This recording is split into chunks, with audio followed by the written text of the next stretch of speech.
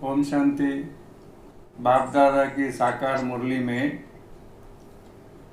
एक गीत आता है, आँख न जाने दिल पहचाने ये मूर्तियाँ कैसी। आँख न जाने दिल पहचाने। तो अभी आँखों से तो हमने आपको देखा नहीं, ऐसा मुझे लगता है, परंतु हम सब बाबा के हैं। तो बाबा के कारण से एक दूसरे को पहचानते हैं कि हम आत्मा हैं, तुम आत्मा हैं, सब आत्मा हैं। और अब जबकि हम इस संदिग्ध परिस्थिति में, माना एक डिलेमा हमारे सामने है बीमारी के आधार पर कि कल क्या होगा, यह एक परिस्थिति है जिसका हमको फेस करना है, ये अलग बात है। परंतु बाबा हमको एक बात कहते हैं मुरली में, बच्चे वी आर एट वार। आपने सुना होगा कि वी आर एट वार। और कभी बाबा कहता है कि आप सब इनकॉग्निटो वॉरियर्स हो। कभी कहता है very well known but unknown warriors. तो ये जो हमारी वार है वो माया के साथ है, न कि किसी बीमारी के साथ। क्योंकि सारे कल्प में हम ही एक ऐसे हैं जो जानते हैं कि ये गुप्त रीति से हम लोग सेना में हैं। और हमारा जो, जैसे आप देखेंगे मोबाइल की स्क्रीन पर बार बार आता है, we are at the battlefield में है। तो उनकी बैटलफील्ड बीमारी की है और हमारी बैटलफील्ड आत्मा के बीमारी की है, जो करीब करीब 2500 साल से हमारे पीछे लगी हुई है। धीरे धीरे ही सही, अब वो फुल प्लेड्ज, माना फुल फोर्स में हमारे विरुद्ध में है। और फिर बाबा कहता है कि बच्चे, कभी माया है ना, रुस्तुम होकर के लड़ती है, डरपोक से क्या माया लड़ेगी। तो डरपोक पहले ही हार मान लेता है। माना मेरा बोलने का तात्पर्य था कि परिस्थितियां जो हैं हमारे सामने वो सूक्ष्म हैं माया की, कि कई बार हम उन परिस्थितियों को समझ नहीं पाते हैं। ये हमारे विजय की सीढ़ी है, स्टेप है। कि हर एक परिस्थिति हमारे लिए एक नया स्टेप है जिसको हमको चढ़ करके अपनी मंजिल तक पहुंचना है। ये हमारे ध्यान पर रहे कि हमारी मंजिल ऊंची है और हमारी मंजिल में पहुंचने तक कई स्टेप्स, माना कई परिस्थितियां आएंगी। समझिए, जब हम ज्ञान में आते हैं तो मेरा ये अनुभव कहता है कि बाहर वाली दुनिया परिस्थिति क्रिएट करते हैं कि भाई ये अलग ही ज्ञान है, न किसी शास्त्र में है, न उपनिषद में है, न वेद में है, न गीता में है, आप ये क्या बोलते हो। हाँ, वो समझते हैं हम नास्तिक हैं, न आप पूजा करते हो न पाठ करते हो। तो ये एक परिस्थिति बाहर वाले क्रिएट करते हैं।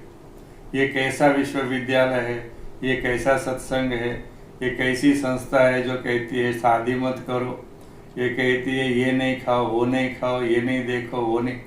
हमने कई सत्संग किए मगर आपका सत्संग अलग ही है।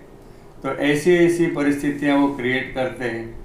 हमारे भाई बहने कई बार मेरा देखने में आया, वहाँ ही थक जाते हैं, फर्स्ट स्टेप में ही, माना पहली मार में ही पीछे हट जाते हैं। पर ये मार तात्पुर्तिक है, क्षणिक है। जब वो देखते हैं कि हम नहीं सुनते हैं उनको, तो फिर वो पीछे हट जाते हैं, ये कह करके कि भाई जाने दो, छोड़ो, इसको कौन बोलता है, सुनता नहीं है किसकी भी है। फिर दूसरा जो आता है, फिर घर वाले तंग करते हैं कि भाई शादी करो, ऐसा रहो, वैसा रहो, ये क्या चक्कर है ये। तो फिर घर वाले भी शांत हो जाएंगे। हमने देखा घर वाले भी शांत होने के बाद फिर तीसरी दो परिस्थिति हमारे सामने उत्पन्न होती है, वो है हमारी शारीरिक। तो देखते हैं कि कई बार ऐसे होता है, जो बीमारियां बाबा कहता है छुपी रहती हैं, जब डॉक्टर दवा देता है तो उफान खाती है, बाहर निकल आती है। तो शारीरिक स्थिति नीचे ऊपर होती है तब भी कई बार घबरा जाते हैं। पहले ऐसे कभी बीमारी नहीं आई, जो अब आ रही है ये क्या है? तो कहते हैं तुम ब्रह्मा कुमारी में गया ना, इसलिए ऐसा हो रहा है। फिर इससे भी पार हो जाते हैं और अंत में जो लड़ाई हमारी है वो अपने आप से है। माना हमको हमारे ही संकल्प, हमारे ही संस्कार, आप देखेंगे कि वो हमारे साथ हमारे विरुद्ध ठहर जाते हैं। माना बाबा कई बार कहता है बच्चे इतने गंदे गंदे संकल्प आएंगे तो जो तुम कभी सोच भी नहीं सकते ये क्या है, ऐसे ऐसे संकल्प आएंगे। तो वो संकल्प है ना, तो वो संकल्पों को भी यदि नज़रअंदाज करेंगे, डोंट केयर करेंगे, तो ऑटोमेटिकली उनका भी खात्मा होगा, ख़त्म हो जाएंगे। परंतु इसके लिए टाइम लगेगा, क्योंकि ज़्यादा कम हो, हमने 63 जन्मों से ऐसे संकल्पों को अपने अंदर जमा करके रखा है, उनको संजो करके रखा है, स्टॉक में रखा हुआ है। तो वो धीरे धीरे कर करके बाहर निकलेंगे ज़रूर। इसीलिए इनसे भी घबराने की ज़रूरत नहीं है, क्योंकि समझिए एक बहुत अच्छा स्कूल है, सारा सेंट्रल एयर कंडीशन है, उनकी बसेस वंडरफुल है, वहाँ का सिस्टम वंडरफुल है। और वो यदि हमको ऐसा नोटिफिकेशन दे या ऐसा एडवर्टाइजमेंट दे कि हमारे स्कूल में आप ये ऐसे ऐसे सहूलियत है, आप एंट्री लीजिए, दाखिला लीजिए। ये एक विशेषता हमारे स्कूल की है कि हमारे स्कूल में परीक्षाएं नहीं होती हैं, टेस्ट नहीं होते हैं। 1 साल पूरा होता है तो विद्यार्थी को दूसरे क्लास में बिठा देते हैं। ऐसा यदि स्कूल है तो कोई भी उस स्कूल में जाने को तैयार नहीं होगा, क्योंकि हर एक चाहता है, कम से कम माता पिता ये चाहते हैं कि रेगुलर होम वर्क हो और मंथली टेस्ट हो, त्रैमासिक टेस्ट हो, षण्मासिक टेस्ट हो, परीक्षाएं होनी चाहिए। तब तो जा कर के हमारे बच्चे की उन्नति का पता पड़ता है। ऐसे ही ये भी एक स्कूल है, बाबा कहता है ये एक वैश्विक स्कूल है और यहाँ पर भी परीक्षाएं तो होना चाहिए ना। और दूसरी बात, कभी कभी बाबा कहता है बच्चे, अभी 2-1 दिन पहले हम कहीं पढ़ रहे थे, बाबा कहता है बच्चे तुम जब एक मिट्टी का गड्ढा खरीदते हो तो उसको कितना ठोक ठोक करके देखते हो, कहीं दरार तो नहीं आई है, ये ठीक तो है। तो मैं तो तुम बच्चों को उस विश्व का मालिक बनाना चाहता हूँ, तो विश्व की मालिकपन आपको देना है तो मुझे भी तो ठोक ठोक करके लेना पड़ेगा ना। तो ऐसी ऐसी बातें बाबा रमणीक रीति से हम बच्चों को सुनाते हैं। तो ये ध्यान पर होना चाहिए कि ये जो भी परिस्थिति है ये मेरी स्थिति को मजबूत करने के लिए आई है। पहला संकल्प हमारे चाहिए कि ये जो परिस्थिति है मेरी स्थिति को, आत्मिक स्थिति को मजबूत करने के लिए आई हुई है, तो मेरी मजबूती में फ़र्क नहीं पड़ता है। तो ये बात सबके ध्यान पर होनी चाहिए कि ये परिस्थितियाँ अच्छी हैं। फिर भी ये कहा जाता है, हमारे संस्कृत में बहुत अच्छा एक सुंदर वाक्य है, अहम आत्मा बलहीनेन न लभ्य। मैं जो आत्मा हूँ बलहीन को प्राप्त नहीं होती हूँ, बलहीन को अनुभव में नहीं आता है आत्मा का। तो माना अशक्त वीक व्यक्ति को ये आत्मा क्या चीज़ है, आत्मिक शक्ति क्या चीज़ है, आत्मा का ज्ञान क्या चीज़ है, आत्मा का अनुभव क्या चीज़ है, ये समझ में नहीं आता है, क्योंकि वह अशक्त है। और आत्मा बहुत शक्तिशाली है। कई बार जैसे बाबा कहता है कि वो अणु है, तो आत्मा भी एक अणु है। तो इस अणु में पोटेंशियलिटीज इतनी ज़बरदस्त हैं कि बात मत पूछिए। तो इसीलिए यहाँ पर भी आत्मा की अनुभूति होना, तो इसके लिए भी ताकत चाहिए, बहुत ज़बरदस्त ताकत। तो बलहीनेन न लभ्यो आत्मा। और दूसरा एक होता है कि हम, ये शरीर है, शरीर में 5 ज्ञानेंद्रिय हैं, 5 कर्मेंद्रिय हैं। तो ये कहा जाता है कि ये जो आत्मा है इसका अनुभव करने के लिए उसको शक्ति बहुत ज़बरदस्त चाहिए। तो वहाँ इसीलिए कहा जाता है अहम इंद्रो, मैं इंद्रियजीत इंद्र हूँ, अहम इंद्रो न पराजिज्ञे, मैं पराजित होने वाला नहीं हूँ, मेरी हार कभी हो नहीं सकती। तो माँ बाबा कहता है बच्चे तुम्हारी हार नहीं होती है, तुमको माया हार पहनाती है। इतनी अच्छी बात बाबा कहते हैं। तो इसीलिए परिस्थितियों से कोई कंप्रोमाइज़ ना करे, बल्कि अपनी स्थिति में रहेंगे तो वो हिला नहीं सकेंगे। जैसे बाबा कई बार मुरलियों में अंगद का उदाहरण देते हैं कि वो कोई भी रावण के राज्य दरबार का व्यक्ति उसके नाखून को भी नहीं हिला सका, तो ये रावण का ही दरबार है। तो रावण के दरबार में ऐसा कोई व्यक्ति नहीं है जो इसको हिला सके, हमको हिला सके।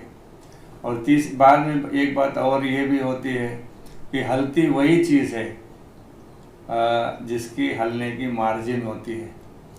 थोड़ा भी हम बीच में संशय या कोई अन्य संकल्प लाते हैं, होगा कि नहीं होगा, होगा तो कैसे होगा, क्या करें क्या न करें, जब कन्फ्यूजन होती है तब जा कर के परिस्थिति हमारे ऊपर हावी हो जाती है। पर हमको ये बाबा सुनाते हैं बार बार कि बच्चे अंतिम विजय तो तुम बच्चों की ही है ना, विजय तो हमारी है, आज हो न कल, परंतु जीतेंगे हम। ऐसा आंतरिक रीति से एक सशक्त दृढ़ संकल्प चाहिए, क्योंकि भगवान हमारा साथी है और जब वो सर्वशक्तिवान साथ है तो हारने की कोई बात ही नहीं होती है।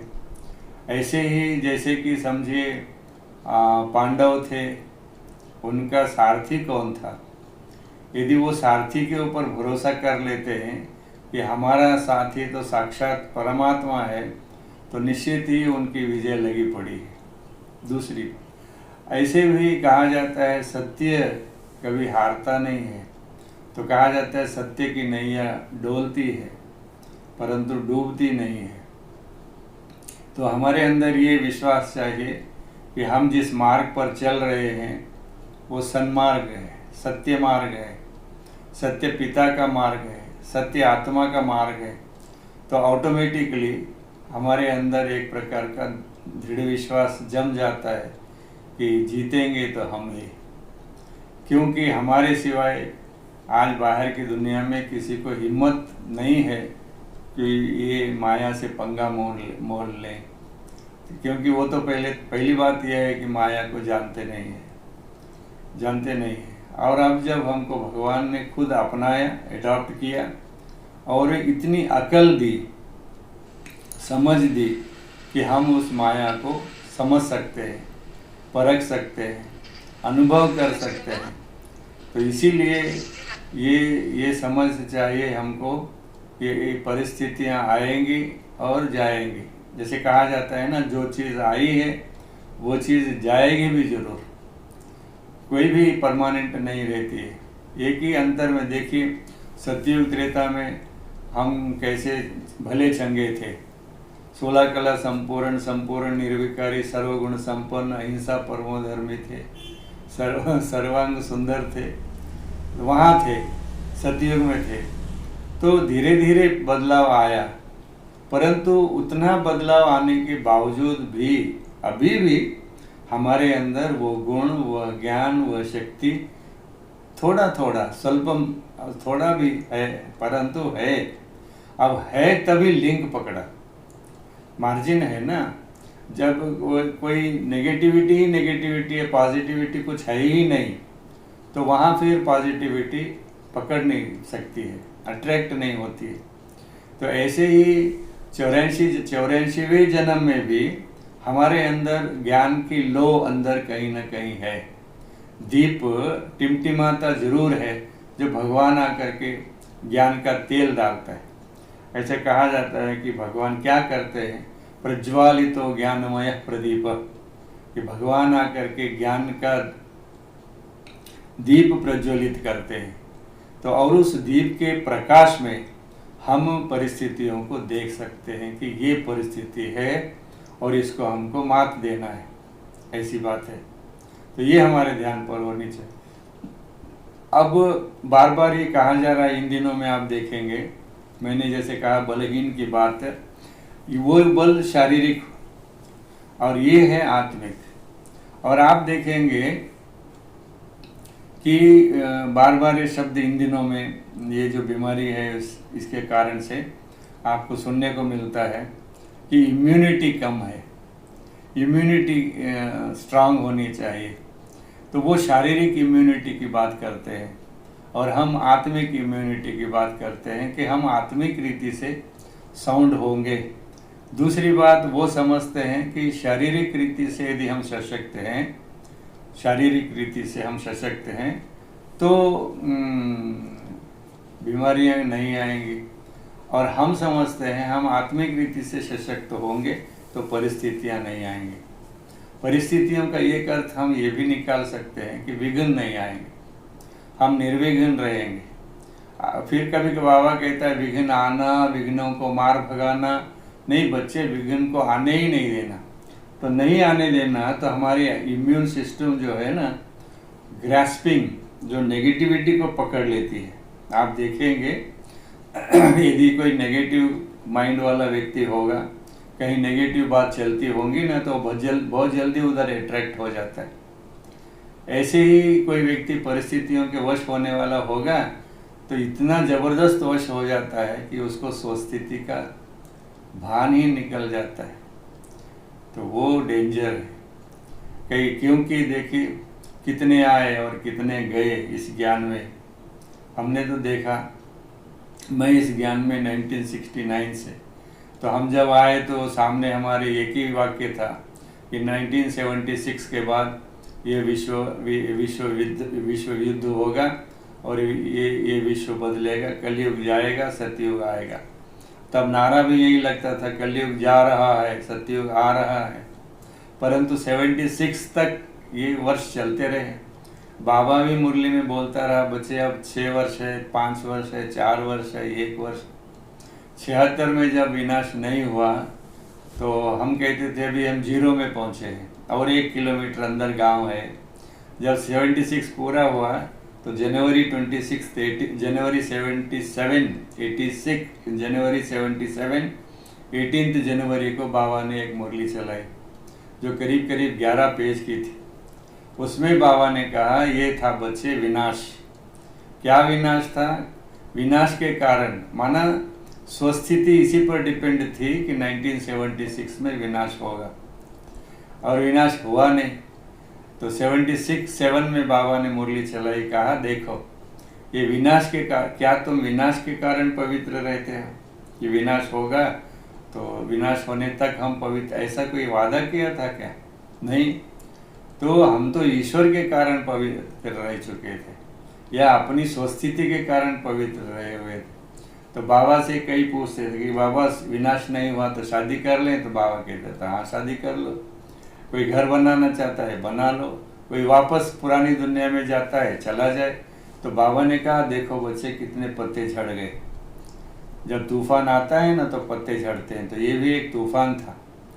तो ऐसा हुआ और 76 में इमरजेंसी आई थी। इमरजेंसी के कारण इतने बाबा की सेवा हुई जो कभी पहले नहीं हुई थी। कई नए सेंटर खुल गए 76 में, तो ये भी एक प्लस पॉइंट हो गया। तो इसीलिए जो परिस्थिति से हार गया वो रावण के वश हुआ, जो परिस्थिति से जीत गया वो नारायण पद के और नज़दीक आ गया। तो ये अनुभव की बात है। थोड़ा सा मनुष्य को धैर्य रखना पड़ता है। तो इसीलिए कहा जाता है धैर्यवान पुरुष हर परिस्थिति पर विजय पाता है। तो यहाँ हम ये जरूर कहना चाहेंगे, हमारे अंदर एक तो सहनशीलता की शक्ति चाहिए कि हम परिस्थितियों को शांति से एब्जॉर्ब करें, स्वीकार करें।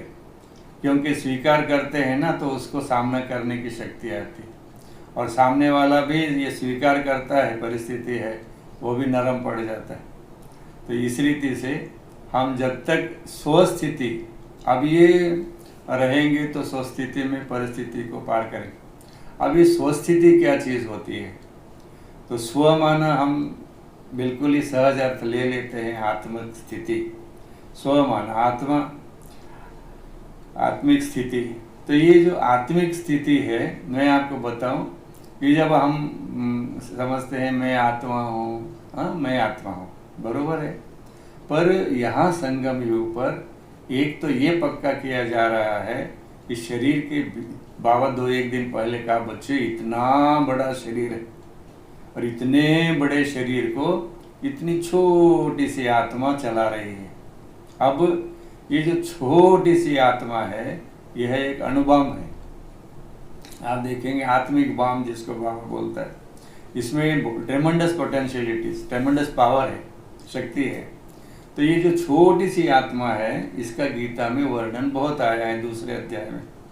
परंतु वो छोटी सी आत्मा ही मैं हूँ, यह बात नहीं बताई गई, यह बात बताई नहीं गई गीता में। मैंने जब गीता का अध्ययन किया तो तब पहले 2 साल तो अज्ञानी था, बाद के 2 साल में 4 साल का डिग्री कोर्स था, बाद के 2 साल में मुझे बाबा का ज्ञान मिला। तो बाबा के ज्ञान की तरह ही मैंने उत्तर दिए थे और उन्होंने स्वीकार भी किया उसको। तो वो क्या है कि आत्मा अजर है, अमर है, अविनाशी है। तो मैं अविनाशी हूँ ना, तो मैं अविनाशी हूँ, तो ये परिस्थितियाँ भी मेरे पीछे रहेंगी ड्रामा प्लान अनुसार। तो मैं आत्मा हूँ, मैं ही आत्मा हूँ, मेरी आत्मा नहीं। जब मैं ही आत्मा हूँ तो मैं मरने वाली नहीं हूँ, मेरी मृत्यु नहीं होती है, मेरा कभी अंत नहीं होता है। ये जन्म पुनर्जन्म चक्रवत चलते रहते हैं, एक के बाद एक। आज भी बाबा कह रहा था, बच्चे ये आवागमन के चक्र से कोई बच नहीं सकता है, तो हम बच नहीं सकते और यहाँ जन्म मरण के चक्र में आते ही रहते हैं। तो ये एक बात हमारे ध्यान पर होनी चाहिए। दूसरा, आत्मा हूँ ना मैं, तो आत्मा का पिता ही परम आत्मा है। हमने मंदिरों में जरूर कहा, त्वमेव माता च पिता त्वमेव बंधु, सब कुछ वही है ऐसा बोला, मगर उसका अनुभव रत्ती मात्र भी नहीं था। मैं खास कह रहा हूँ, रत्ती मात्र भी नहीं था अनुभव, मगर बहुत जोर जोर से चिल्ला रहे थे कि माता है, पिता है, बंधु है, सखा है, प्रार्थना करते रहे। परंतु न जानने के कारण से उसका अनुभव किसको भी नहीं हुआ। ये हमारे ध्यान पर होना चाहिए। अब हमको जानकारी है कि मैं एक अणु आत्मा हूँ, बिंदु आत्मा, और मेरा पिता भी बिंदु आत्मा ही है, परंतु जन्म मरण के चक्कर में नहीं आता है, इसीलिए उसको परमात्मा कहते हैं। परम धाम में रहता है, इसीलिए परमात्मा कहते हैं। परम शक्ति युक्त है, इसीलिए परमात्मा कहते हैं। पतितों को पावन बनाने की ताकत रखता है, इसीलिए परमात्मा कहते हैं। तो ऐसा परमात्मा मेरा बाबा है। ये यहाँ पर संबंध जुड़ गया कि संबंध के आधार पर याद आती जरूर है, परंतु सिर्फ संबंध के आधार पर नहीं आती है, वर्षे के आधार पर आती है कि उससे मिलता क्या है। हमको मिलना चाहिए ना कुछ भी। फोगट में तो कोई किसको याद नहीं करेंगे ना, इसीलिए परमात्मा को याद करने से क्या मिलता है, बाबा ने समक्ष रखा कि बच्चे ये नरो नारायण नारी लक्ष्मी का पद मिलता है, ये स्वर्ग मिलता है, ये 100% सुख शांति आनंद प्रेम मिलता है, पवित्रता मिलती है, पूज्य पद मिलता है। ये बातें हमारे को जंच गई, क्योंकि ये पार्ट हमारा है। तीसरी बात ये समझ में आनी चाहिए कि हम यहाँ के रहवासी है नहीं, हमारा मूल वतन शांतिधाम घर है, ये नाटकशाला है। और नाटकशाला में हर एक आत्मा, क्योंकि परिस्थिति कभी कभी किसी आत्मा के कारण आती है, तो वो उसका पार्ट है जो वो निभा रहा है, और मेरा पार्ट ये है मैं निभा रहा हूँ। वह पार्ट अपना नहीं छोड़ता है, तो मैं क्यों अपना पार्ट छोड़ूं। तो ये हमारी समझ में आना चाहिए, तभी हम परिस्थितियों का सामना कर सकेंगे बखूबी, बहुत अच्छी तरह से, और विजयी रतन बन करके बाहर निकलेंगे। नहीं तो कई बार थोड़ी छोटी छोटी बातों में घबरा जाते हैं। लास्ट में मैं आपसे ये निवेदन करूं वर्तमान समय का, कि कई लोग पूछते हैं कि ये जो कोरोना आया है ना, तो कोरोना तो तुम्हारा परमात्मा क्या कर रहा है, ऐसा बोलते हैं। ये परमात्मा को जो करना है वो किसी के द्वारा ही करता है, चाहे वो डॉक्टरों के द्वारा है, चाहे वो आपके संबंधियों के द्वारा है, चाहे दवाई के द्वारा है, करता है। उसके करने को हम प्रश्न नहीं रख सकते। जो आइए, और ये कोरोना पहली बार तो नहीं आया है ना। ऐसा मुझे एक पढ़ने को मिला कि 1720, 1820, 1920 और अभी 2020, हर 100 साल के बाद ऐसी एक महामारी आती जरूर है, और इससे हम पार होंगे।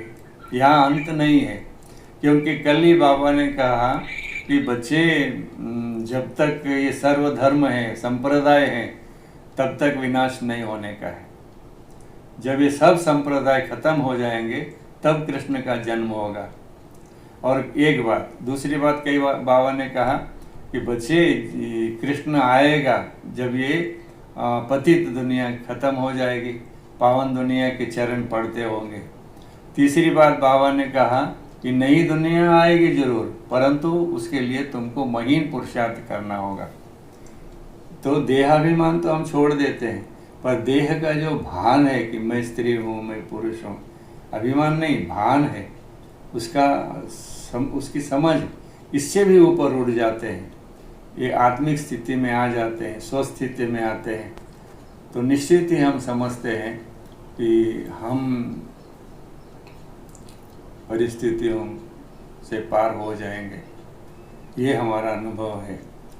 हम समझते हैं, जैसे मैं व्यक्तिगत रीति से समझिए, हम यहाँ तक पहुँचे, आज 52 साल हम क्रॉस कर रहे हैं इस ईश्वरीय ज्ञान में।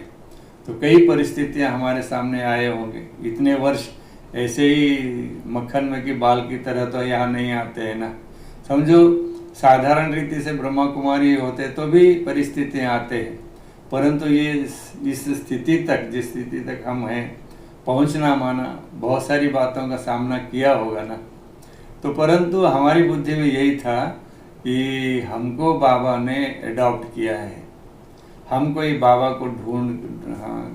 को ढूंढते हुए नहीं गए थे कि भाई यहाँ परमात्मा मिलता है, क्या है, ऐसा नहीं। बाबा ने हमको चलते रास्ते, जैसे दादी जानकी का वो पेट गीत है कि हम रास्ते चलते चलते हमें कोई मिल गया, तो ऐसे ही शिव बाबा हमको रास्ते चलते चलते मिल गया, रास्ते में ही मिला सच में। तो और फिर उस अनुसार हमने भी बाबा के केंद्र रास्ते पर ही खोले, ताकि